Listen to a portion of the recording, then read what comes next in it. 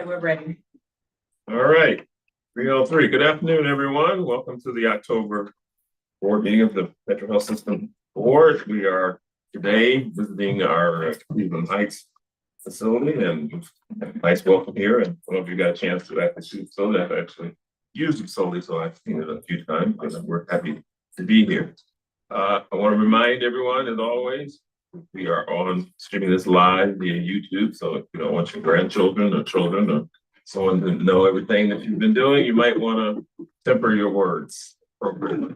Could I ask for an approval of the minutes from the September 30th, 2025 meeting of the Board of Trustees?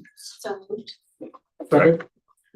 All in favor, say aye. Aye. Aye. Any opposed? Any abstentions? It passes. As always, we'd like to start our meetings with a mission moment. So, all right, we'll take the floor. Thank you, Dr. Walker. Hi, everyone. I'm Bridget Barrett, and I lead the marketing team here at Metro Health. And a week ago today, we relaunched metrohealth.org. The last time we did a wholesale update to the site was in 2017. So we were definitely overdue. The site, I would actually encourage you all to take out your phones and type in metrohealth.org to the search and look at the site on your phone, because over 60% of the people who visit our website, and we get about 5 million views a year, we have about 1.3 million unique users. Over 60% of them are viewing our site on their phone. So this site was designed to be a mobile first experience for people. And I think you'll find, if you ever were on our old site, you will find that there are 3 key reasons that people come to metrohealth.org.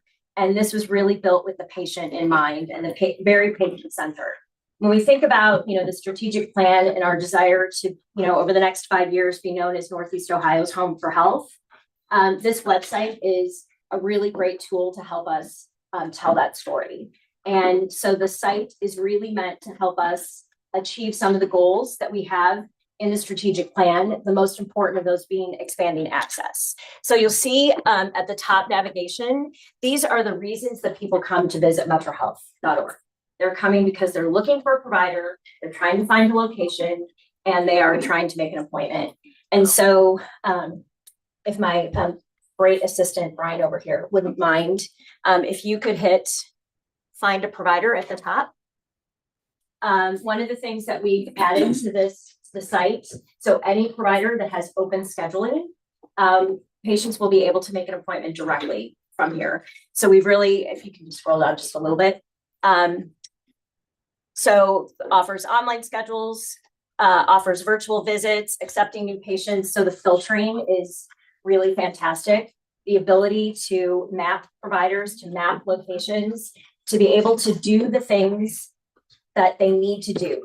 They are coming to our site to solve a problem and to answer a question. And so the site was really built with that in mind. So I know I only have a few minutes, but I'm happy to answer any questions. As we move into 2026, we have about 6 other sites that we're going to be moving onto this new platform, which will give us the ability to really improve our business listings and SEO. One of the stats that I shared with the team last week when we were launching is that about 75%, or maybe a little bit higher, of healthcare related searches on Google are now being answered by an AI summary.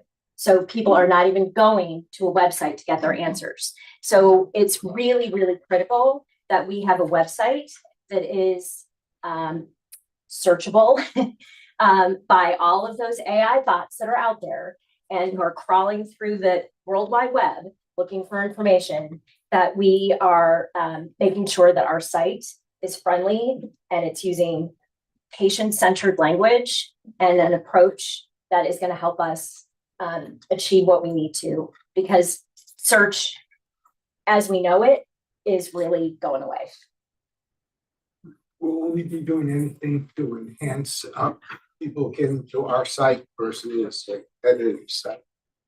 So great question. So we have a pretty robust digital strategy around how we get, how we're driving patients to our site.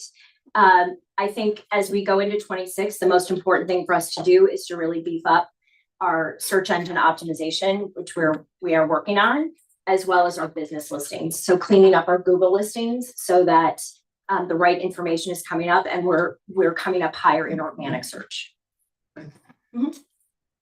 I want to understand what I thought I heard, that this new design allows these AI bots to crawl around our system. They're crawling around it now. Okay. And the design, though, allows it to be more effective?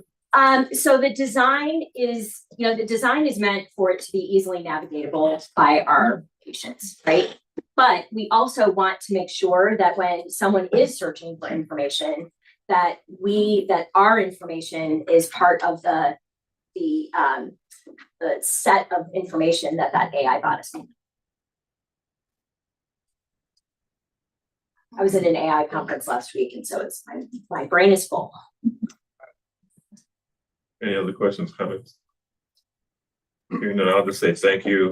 It keeps up. I mean, in today's world, it's actually our front door as much as the emergency room. So we definitely need to make sure we're up to date. Thank you. Keep up good work. Have a good meeting. Thank you. All right, we're now ready to have our committee reports. For the sake of brevity, we have a long meeting. I've asked the doers to save the audit and compliance committee for our next meeting. So we will move on to population and community health and Linda. Good afternoon, everyone. We met on September 17th, 1:30. And I would like to note that while we covered a lot, it was probably the most efficient meeting ever. In that meeting, we refocused. I really want to thank Dr. Chihata and his team for really thinking through how we wanted to restructure our population health committee, and came up with a very strong structure, which is 4 pillars that are based on development of patient-centered workforce, headed by Dr. Moreland, barriers to health, headed by Karen Cook, quality outcomes and performance improvement, that is headed by Nazarene Gazal, and community engagement by Ramona Brazil.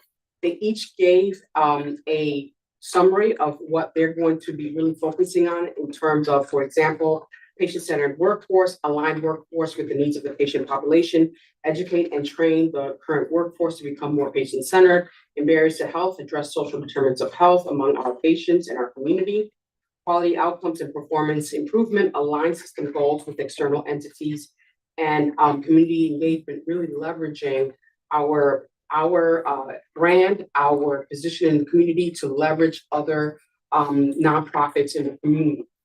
What is really different about this work is not in one particular place within Metro Health System. It really is, this new structure is meant to be data-driven, research, solution-based, and throughout the system, so that really are pushing towards outcomes and alignment and no silence.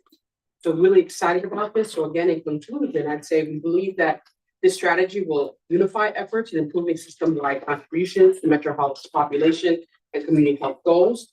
And the 4-pillar strategy enhances collaboration, accountability, and alignment with Metro Health strategic goals, potentially leading to improve health outcomes throughout targeted community and health initiatives.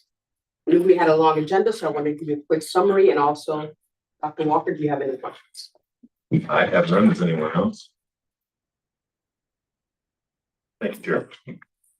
All right, we had the executive committee meeting, and we were not as efficient as the population and community health committee, but we did talk about a couple of topics. The main focus of the meeting was the executive committee was charged with myself into working on the extension of the current CEO's contract. So we wanted to get national data, which we did get on what CEO and executive compensation is like in like organizations. We had a robust discussion on how that fits into our plan, to the point that working with legal, we are now ready to present a contract to the CEO, and that's all in process. We also briefly talked about the charter of the executive committee, and as all the charters, there's a question of how voting is going to be done, and we deferred that to the governance committee, and we will hear from them at that appropriate time. And deal with those issues. So that was pretty much the crux of that meeting. Any questions? All right. Now we're going to Human Resource and Compensation Committee, Mr. Collette. Thank you, Dr. Walker. We had our meeting covered several topics. Like the executive committee, we also talked about our proposed charter, and we had some amendments that were proposed. We moved it forward as well to the governance committee, particularly around that question of who votes during a committee session. So, but we had a good conversation about that. We also had several workforce updates. We talked about where we are in terms of turnover. You know, that's one of our goals for this year was to reduce turnover. We looked at where we were in terms of the number of employees in the system and what's happening with that. Obviously, you know, that's a little different after we did a reduction in force earlier this year, or I should say late summer. And then we also talked about some of our recruitment efforts and some really, I think, some creative things that we're doing in HR to recruit some of our hard to fill positions. We then went into executive session, and when we came out of executive session, we passed a resolution encouraging this board to adopt a resolution to suspend the performance-based variable compensation program for 2025, and that's going to be part of our consent agenda at this meeting. Are there any questions or comments for Mr. Collette? Hearing none, thank you, Mr. Collette. Thank you. On D, quality, safety, and experience. We met today from 1 to 3. We had our start with our patient experience story. Discussed group medical appointments that are improving care delivery to the patients across the country as well as our community. We did have our annual infection prevention update, in which data was shared related to the improvements that's been made in reduction in mortality for our patient population and an improvement in overall reduction in infection rates caused by various diseases that are prevalent within healthcare settings. We then discussed some minor charter language, which really belonged to the purview of my colleague to my right. We did move into executive session. I just want Popular man, Huh? and the most popular man in the That's correct. board today. Probably the most thrilling news for the day really was the fact that the Loan Institute put out the report regarding socially responsible hospitals and Metro Health System actually performed in the top 5% of the nation, actually ended up in the top 2%. So all the discussions we had, that probably reflects the positive changes the leadership team and all the employees are doing to impact care delivery within the Metro Health System. And then we received a legal update, returned to open session, and completed our meeting for the day. Any questions, Mr. D? Hearing none, thank you, Ron. Thank you, committee. We will now move on to the agenda. As you see, there is one item on the consent agenda. That's a recommendation of the Board of Trustees of the Metro Health System for the suspension of performance-based variable compensation program for the 2025 plan year. Before I vote, I would like to appreciate the leadership of the executive team, Dr. Alexander, in taking this step, looking at our financial situation and looking to see, you know, what could be done, how everybody could pitch in. And I think they pitched in early and made a full state. I think personally, I'm thankful for them doing that. And I'm sure the rest of the board feels that way. And I think we need to support them by approving this resolution. Does anyone have any questions about it? Hearing none. Oh, I'm sorry, go ahead. I don't have a question, but I think it's a remarkable statement on behalf of the executive. And I think it deserves some pause and reflection on our part of the sacrifice and the belief in the challenges we face, the determination to meet those challenges, and their role to set the pace and pattern. So I thank the executives for understanding all of that and taking leadership role that they are. It's no small thing. Agreed. Just second that. So hearing that, could I have a motion? Second? Second. All in favor, say aye. Aye. Aye. Any abstentions? The motion carries. All right, I think we're now ready for our President and CEO report. Dr. Alexander. So thank you, first of all, for your support around that. I just want to comment for a minute on the executive team and the senior leaders. This is an incredibly cohesive and dedicated team. And when we think about the phrase that we say all the time, that people come here for the mission and they stay for the culture of this executive team is that we are all in and we are all Metro, and we are making decisions that we truly, authentically, and genuinely believe are in the best interest of this institution. And this team, the senior executives, as well as all of the employees, are really pulling in the same direction to make sure that we are continuing to care for our community, providing high quality, safe and patient-centered care. So deep gratitude to all of our executive senior members and employees. So just wanted to state that up front. So just here's the letter that is in your board book and online, just a few things to make sure I call out. We really are trying to work on the communication with all of the employees, and toward that end, we'll have another fireside chat at the end of the month.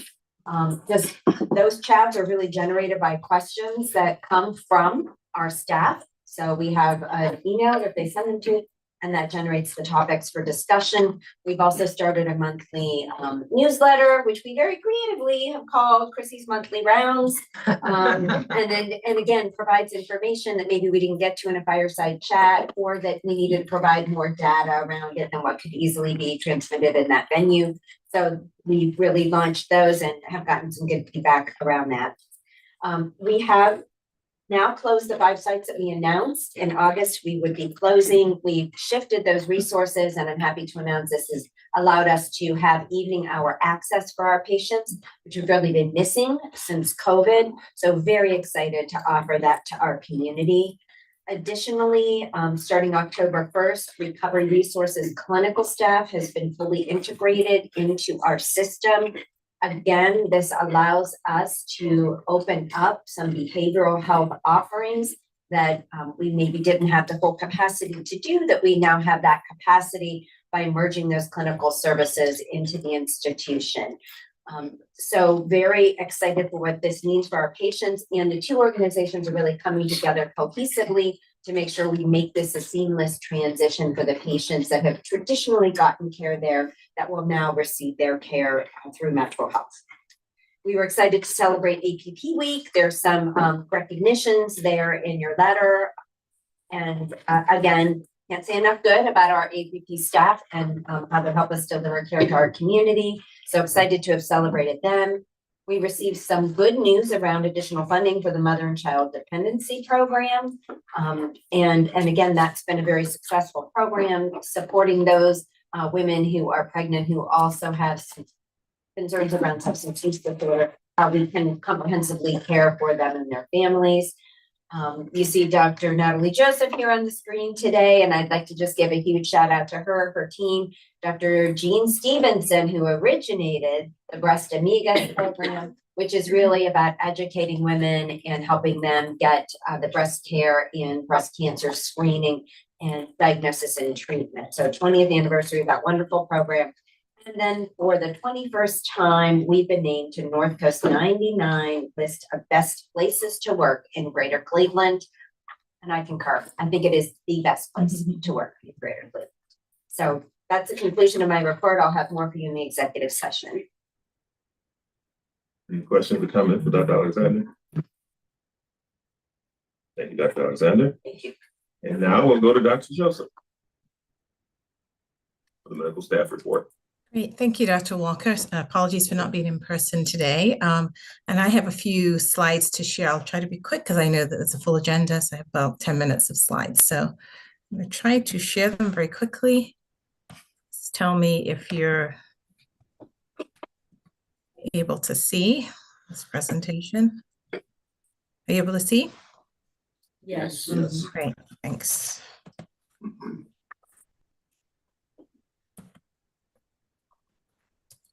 Okay, so I want the three areas that I just wanted to touch upon today. The first is that we have we're able to name our 5 Hall of Honor recipients for 2025, as well as 2 legacy members. This was the work of a committee of about 20 of different people from across the organization who've worked over the last several months to come to this. And our recipients of this honor are really people who have really contributed to Metro Health in a very significant way.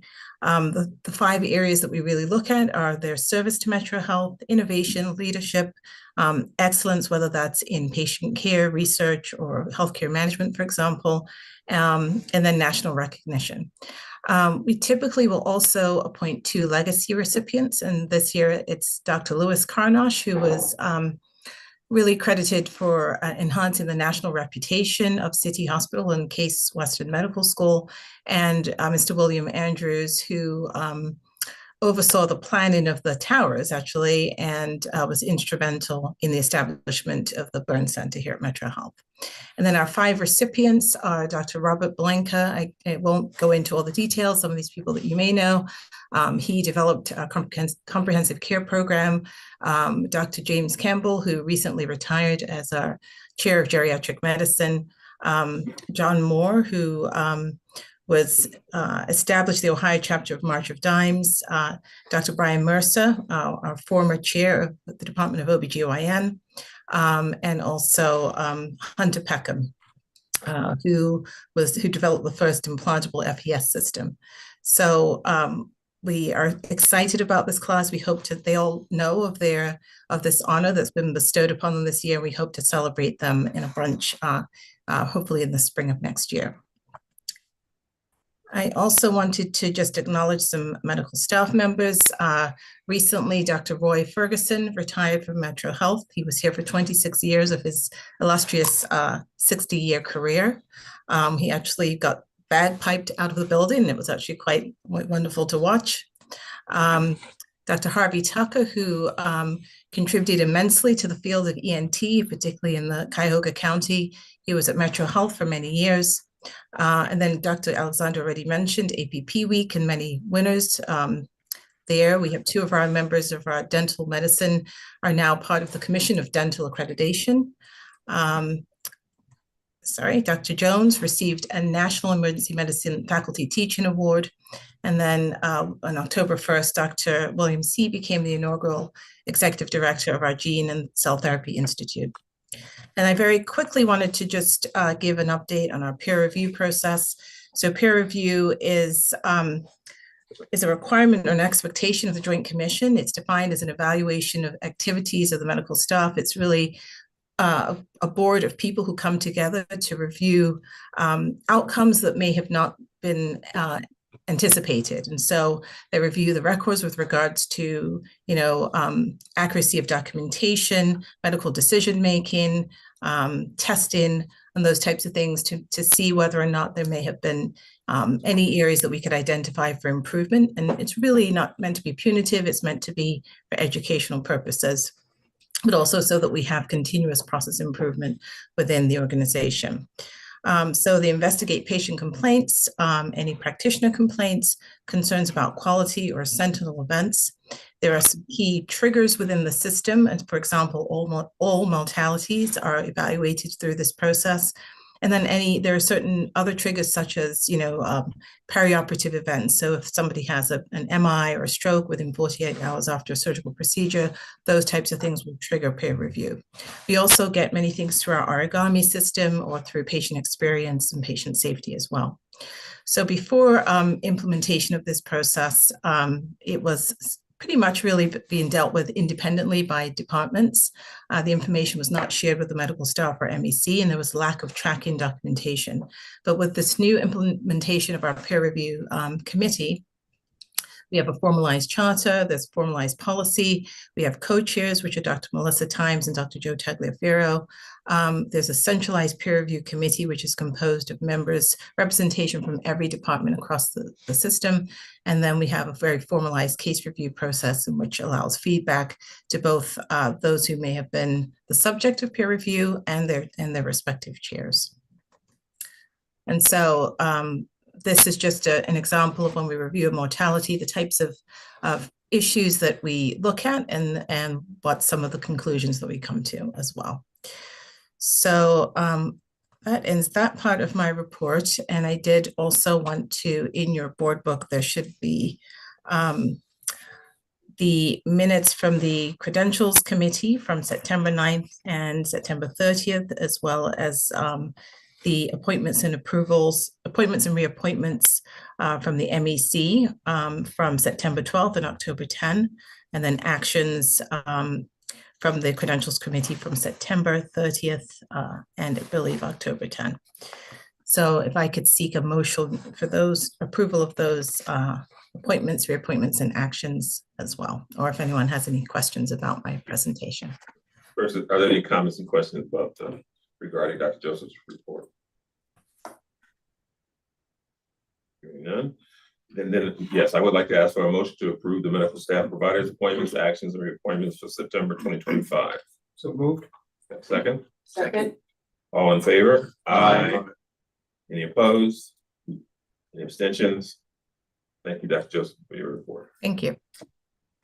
All right, we have another agenda item, some other business, and I think probably by December or by the end of this meeting, you tired of hearing the word strategic.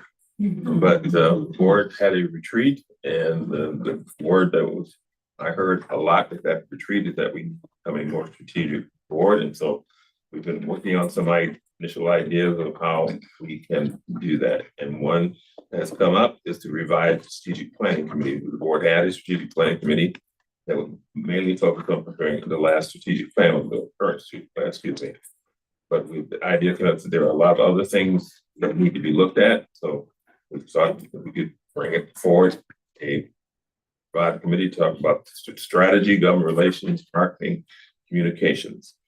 If we have time today to discuss that, and if we can agree, then what the plan would be then to revise the charter and send it to the governance committee, where everything seems to go now, for review. But there is some time if people want to talk a little bit about that and what the thought process is. I think it's a great idea, that strategy should be part of every meeting, and that there should be a committee that sets time to just specifically talk about it. And it shouldn't be just around a strategic plan, because strategic plans are living documents that should always be looked at and revised as time and environment changes. Sort of second that thought. I think just given this environment that we're in, while our long-term strategy may not change, just seeing how it applies in the context of an ever-changing environment is critically important towards, reaching that long-term vision. So great idea. Go ahead. I think one of my takeaways from our retreat, and I just wanted to affirm that the governance committee is going to try to achieve this, is we establish an enormous number of goals at all types of levels in the organization. And those goals are connected to the strategies and challenges that the organization faces. I think our opportunity is to use our new onboard tool, keep those goals fresh and in front of us, be able to refer to them, to keep our thinking and our opportunity for reflection more aligned with the strategies that we employ. We've got this great tool.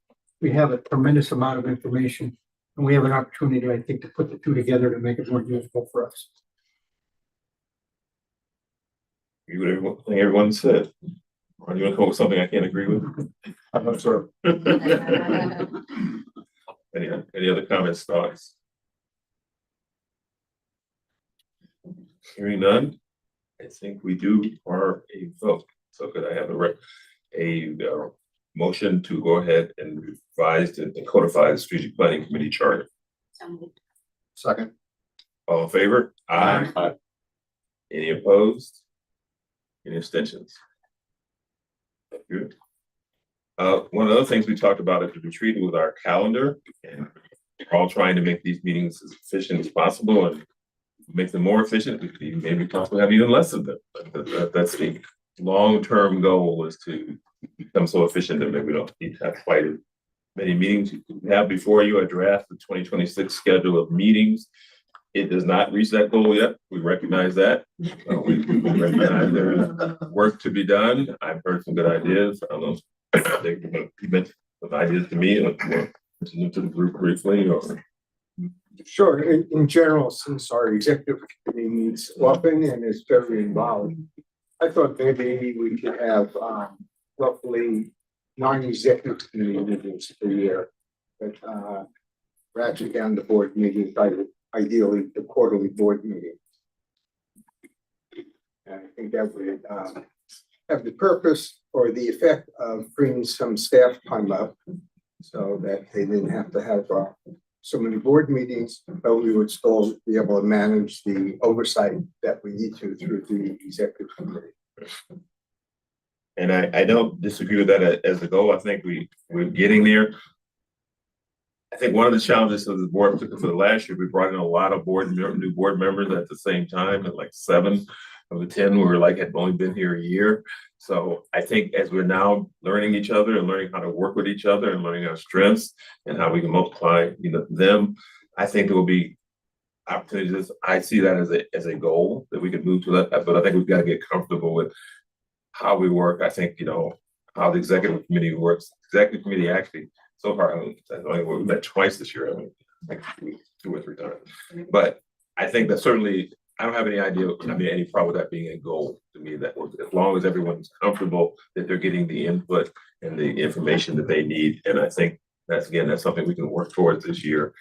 And if we get to the point, we can revise this meeting schedule. So I'm sorry, I didn't hear what the goal was, Adam. I was suggesting that we have quarterly full board meetings and 9 executive committee meetings. And no executive. No, Nine. and 9.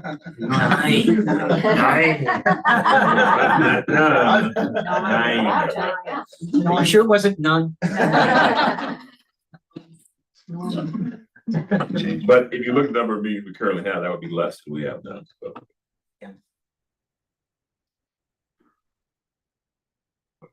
Mike, I do have a question, because right now, most of us do attend the executive committee, even though we are technically, I think we don't vote, or I'm very confused by that.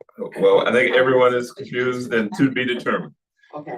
And that may, just so everybody's on the same page, the discussions with legal, hearing what other, and also talking to the Governance Institute. The way we do our committee, I think, is a little slightly different than, we're not the only ones to do it, but majority of folks, usually only the people in the committee vote on the committees and then they vote on the board. I'm not saying one is wrong or right. I'm not weighing in on a vote. I'm just saying that's a little different. So we have started the process of looking at how do we want to do that. It was connected to the point of not having the expectation that all board members attend all committees. They are welcome to attend, but I think it's unfair. People find it's unfair to expect every board member to go to every committee beyond their own, but beyond that. So it's something we would look at, particularly, and that's why I say the executive, because if you look at our charter, and Mr. Wells can correct me, the executive committee is actually set up so it can actually make decisions for the entire board without the entire board. And the idea if there's an emergency situation or something like that where you need to get people together to make a decision rather than have to try to get 10 people together to give you 3, which is currently the executive committee is the chair and vice chair and secretary, which is and John Willett. So all this is, we're figuring this out. So that committee in particular, it's kind of hard to explain. Hard to maybe justify why everybody votes on that committee, although I'm always open up. Everybody comes to me, I try to go as many as I can. But I think we got to work through this. So this is a process as we work through this. And thankfully, we've got the wisdom of Mr. Mike Summers to help us figure out how we're going to do this. So I think it's a process and we'll work through it as this year goes on. But that's how that came about. That's why we, with some of the divisions of the brought about the idea of going to, well, I'll say the more traditional, but not unheard of. There are other boards beside this one where people who attend board meetings, get to vote on everything they attend. So we're not a total outlier, but we're not in the majority. Something to discuss. Anyone talks about 2026 calendar? No, do not believe we need to vote on it, but just say that's our calendar.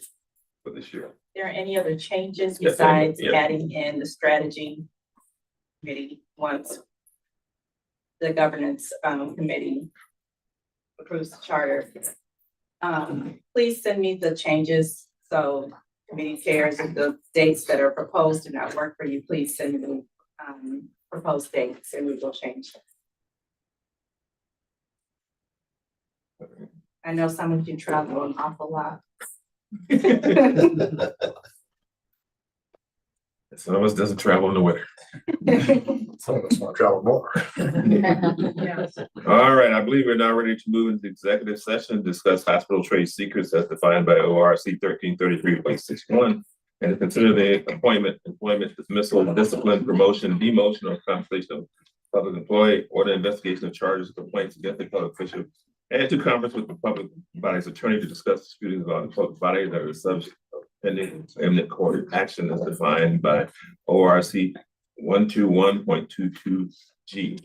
Could I have a motion? So move. Second? Second, All right, we will do a roll call. Mr. Arnold, yes. Mr. Corlett, Yes. Ms. Dumas, Yes. Mr. Ron D, Yes. Ms. Garcia, Yes. Mr. Jacobs. Yes. Ms. Mendez. Yes. Mr. Moss. Yes. Mr. Summers. Yes.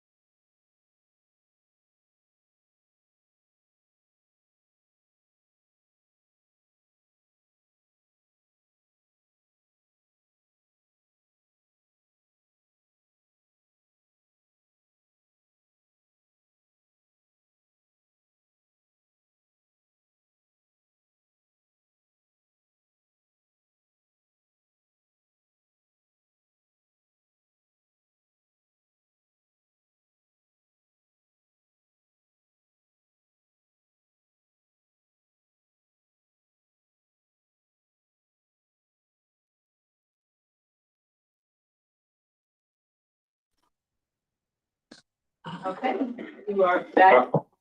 Public session. All right, thank you all. We are back in public session. I want to thank everyone for the enlightening discussions we had during our executive session. We all know that we have a lot of challenges ahead of us, but I'm confident with the leadership team in this board that we will find a way to get through them.